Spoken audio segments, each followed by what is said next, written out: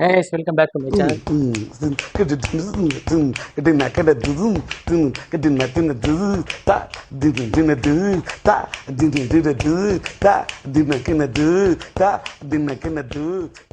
இன்னைக்கு நம்ம என்ன பார்க்க போறோம் அப்படின்னா கெட்டபையசார் சேனல்ல இருந்து ஒரு ட்ரோல் வீடியோ போட்டிருக்காங்க. என்னன்னா மேரையில் கதறி எழுத இராமிசை மைனர் குஞ்சு அப்படின்னு சொல்லி போட்டிருக்காங்க.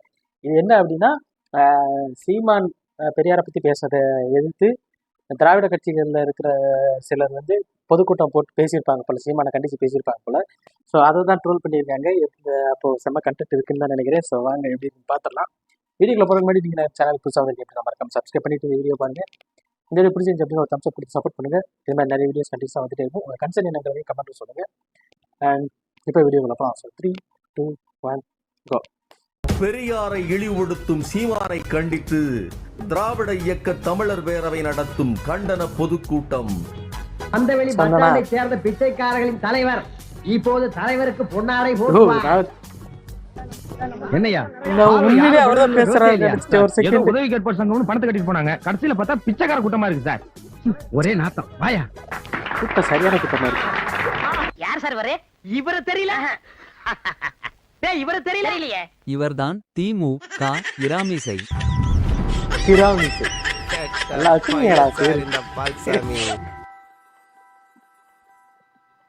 Welcome to great Kirikalan magic show. அலைகடலான திரண்டு வந்து ஆர்ப்பாட்டமே இல்லாமல் இங்கு அமைதியாக அமர்ந்திருக்கும் என் ரசிக பெருமக்களே. வெளியில அக்னி வெயில் உள்ள வந்த நீ ரொம்ப பேசுற. என்னை தலைவர் பதவியிலே அமர வைத்து சந்தோஷத்திலே மூழ்க வைத்து வேறு யாருக்குமே கிடைக்காத பாக்கியத்தை எனக்கு ஏற்படுத்திக் கொடுத்த உங்களுக்கு நான் எப்படி நன்றி சொல்வதென்றே தெரியவில்லை. அதனால தாண்டா உன்னை தலைவனாக்கி இருக்கானுங்க. தலையாற்றவன் தாண்டா தலைவன். தொண்டர்களே, தோழர்களே, எதிர்கால தலைவர்களே, உங்களுக்காக, உங்கள் நன்மைக்காக, உங்கள் நலனுக்காக இந்த உயிரையும் விட தயாராக இருக்கிறேன். எனது தோழர்களே, இதுவரை பிச்சைக்காரர்கள் என்று அழைத்த நம்மை இக்கணம் முதல் உதவி கேட்போர் என்று அழைக்கப்பட வேண்டும். இது நான் தலைவர் பதவி ஏற்றவுடன் எடுத்த முதல் முடிவு. உனக்கு என்னப்பா, நீ பைத்தியம். நீ என்ன வேணாலும் பேசலாம். இங்க நடுவுல ஒரு நாச பாதை, கேடுகட்ட கேவலங்கட்ட பாதை. பாஸ் இன்னைக்கு ஒரு முடிவோட தான் இருக்கானுங்க போல. என்ன எப்போ நம்மள விரட்டி அடிப்பானுங்க, இப்போ அடிச்சு விரட்டுவானுங்க போல இருக்கு. அந்த பாதையில் இருந்து இந்த பாதைக்கு திருப்புவதுதான் இந்த நூலின் பெரிய பெரிய சேவை. நீ கலைஞரை தாக்கிக் கொள்வதை பற்றி எனக்கு கவலையே இல்லை. என்ன சொல்ல சொன்னா என்ன சொல்லிட்டு இருக்க? சீமானும் இந்த உரை கேட்க வந்து கொண்டிருக்கிறார். ஒரு பிக்கிங்காரா மெலிதான மிரட்டல் இருக்கிறது, அதற்குள் மெலிதான மிரட்டல் இருக்கிறது. இந்த பாருங்க, உங்க மனசுக்குள்ள மரண பீதி இருக்கிறது என் கண்ணுக்கு கண்ணாடி மாதிரி அப்படியே தெரியுது. அதே பீதி என்கிட்ட ஹெவியா இருக்கத்தான் செய்யுது. அதை வெளிக்காட்டிக்கலாம நம்ம அரசியல் பண்ணணும், புரியுதா? இந்த மேடையில் நான் பதிவு செய்கிறேன், வேண்டுமென்றே பதிவு செய்கிறேன். நேற்றிலிருந்து என் மனைவியின் தொலைபேசியில் தொடர்பில்லாத தொலைபேசிகள் வந்து கொண்டிருக்கின்றன.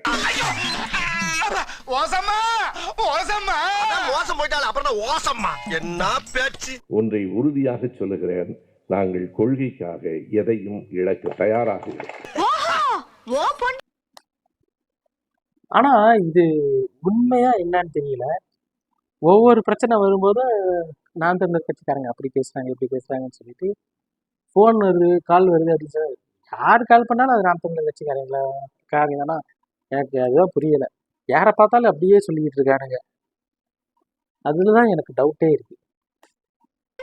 இன்னொருத்த கேவலமா பேசுறது உனக்கு ஜாலியா இருக்கா? ஆடாடா ஆச்சரா. எதையும் இழக்க தயாராக இருப்போம். நீ இருப்பியா மனுஷனா? நீ மானகட்ட பையல. வாழ்நாளில் என் அரசியல் அனுபவத்தில் நான் சீமான் மீதுதான் இவ்வளவு கோபம் கொண்டேன். என்ன பார்த்தா உனக்கு எரிச்சலா இருக்காடா? ஆமாங்கய்யா. ரொம்ப முடியலையோ? ஆமாங்கய்யா. ரொம்ப கோவம் வருதோடா? ஆமாங்க, நிறைய வருதுங்க. நான் ஒரு முளை கயிறு தருகிறேன், அதை வாங்கி கொண்டு போய் ஒத்த புளிய மரத்தில் தூக்கில் தொங்குங்கள். அதற்கு காரணம் ஓர் அழிவு சக்தியாக, விஷ செடியாக எங்கள் இளைஞர்கள், எங்கள் பிள்ளைகளின் மூளையை அடித்துக் கொண்டிருக்கிற ஓர் அழிவு சக்தி.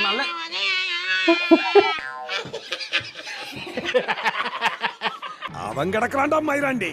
இன்றைக்கு இரவு வீட்டுக்கு போன உடனே என்னை பற்றி எத்தனை இழிவான சொற்களால் எழுதுவார்கள் என்று எனக்கு தெரியும். கெட்ட கெட்ட வார்த்தையில காதெல்லாம் கருகிற மாதிரி திட்டுறாங்கடா. எவ்வளவு டீப்பா போறாங்க. நான் இப்ப நேரம் எங்க இருந்து வந்திருக்கேன்னு கேட்டா, நான் பிடல் காஸ்ட்ரோவை பார்த்துட்டு. அப்படியா? ஆமா சார்.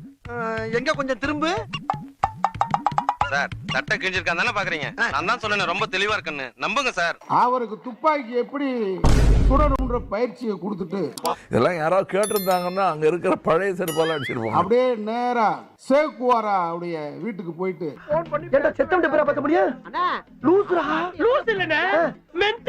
அங்க அவங்க வீட்டுல அந்த அண்ணி என்ன வச்சிருந்தாங்கன்னா சிங்கத்தை அடிச்சு அந்த கறியை வறுத்து சாப்பிட்டு வந்திருக்கேன். இன்னும் பல பைத்தியங்கள் வேற வர இருக்கு.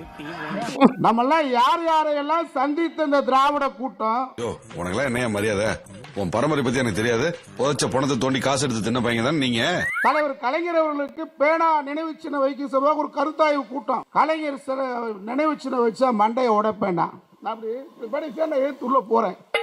நீ ஓ மண்டையை நான் உடைக்கிறேன்னு சொன்ன எதிர்த்தாலும் எல்லா வந்திருக்கு காணொலியில் பூரா. ஓ மண்டையை உடைக்கிறேன் நேரடியாக சொன்னேன். என்ன ஓடிட்டான். சரிங்க சரிங்கய்யா சரிங்கய்யா.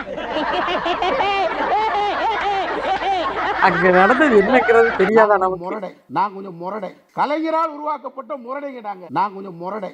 உனக்கு என்னப்பா நீ பைத்தியம்.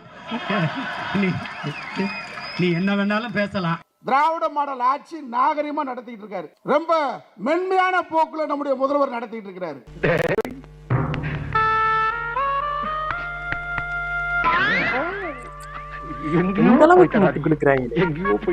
நம்முடைய துணை முதல்வர் உதயநிதியை பேசுறதுக்கு தகுதி இருக்கு.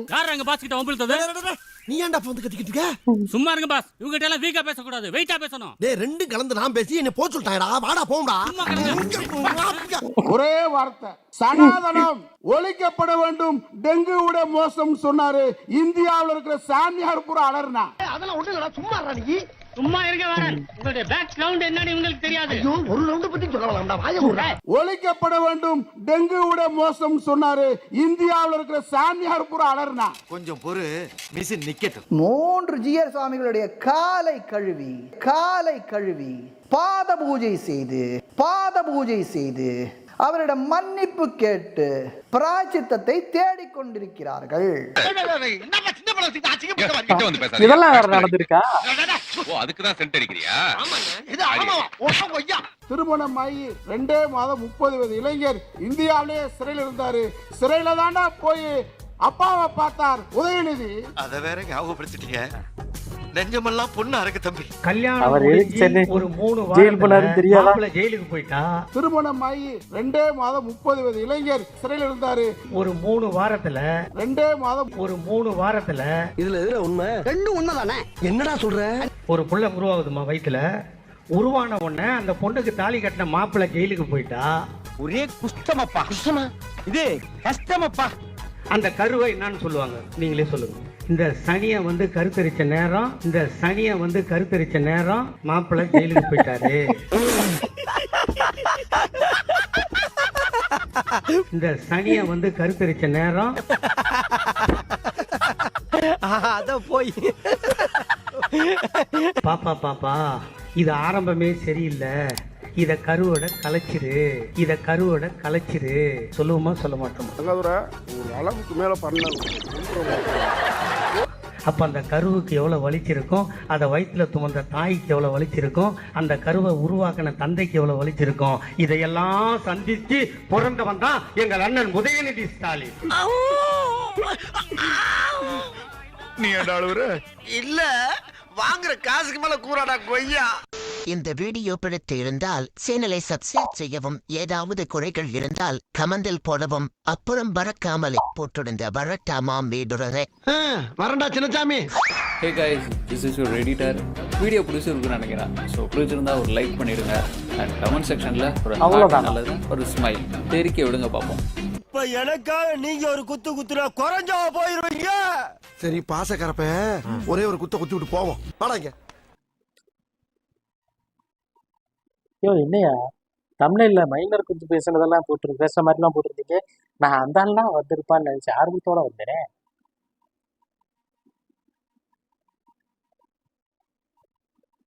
சரி கொஞ்சம் ஏமாற்றமாக இருந்தாலும் பரவாயில்ல, நல்லா தான் இருந்துச்சு வீடியோ.